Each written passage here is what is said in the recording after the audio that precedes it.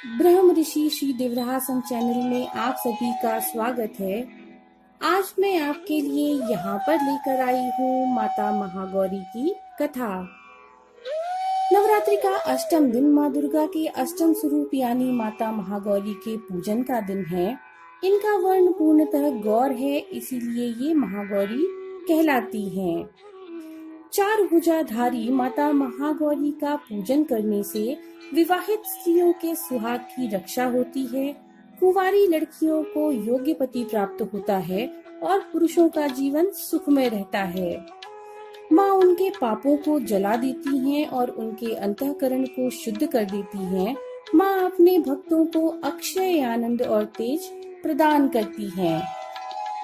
तो चलिए शुरू करते हैं माता महागौरी की कथा।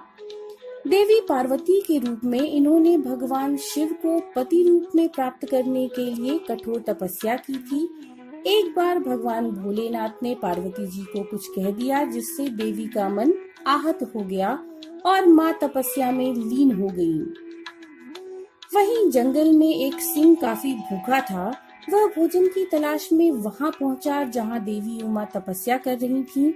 देवी को देखकर सिंह की भूख बढ़ गई, परंतु वह देवी के तपस्या से उठने के इंतजार में वहीं पर बैठ गया।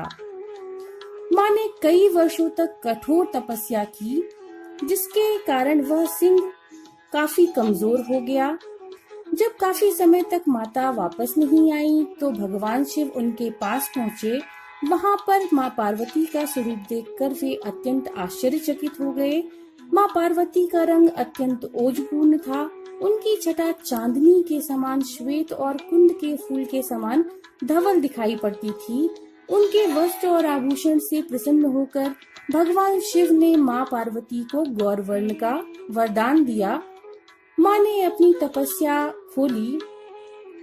जब वे तपस्या से उठी तो सिंह की दशा देखकर उन्हें उस पर बड़ी दया आई और माँ ने उसे अपनी सवारी बना लिया, क्योंकि एक प्रकार से उसने भी तपस्या की थी माता के साथ। इसीलिए देवी गौरी का वाहन बैल और सिंह दोनों है।